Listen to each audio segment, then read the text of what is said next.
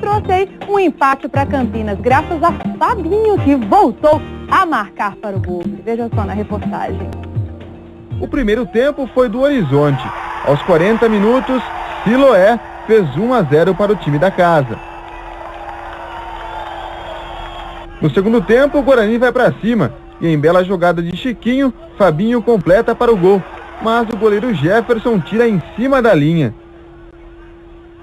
A entrada de Jefferson Luiz e Fabinho deixa o Bugre melhor e a zaga do Horizonte tirava do jeito que dava. Até que a chance clara de ampliar aparece nos pés do grande Jack Chan. O das telas de cinema passa por cima de todo mundo. Já o do Horizonte para nas mãos de Emerson. Mas a boa fase de Fabinho está de volta. Ele recebe lançamento e coloca por cima do goleiro.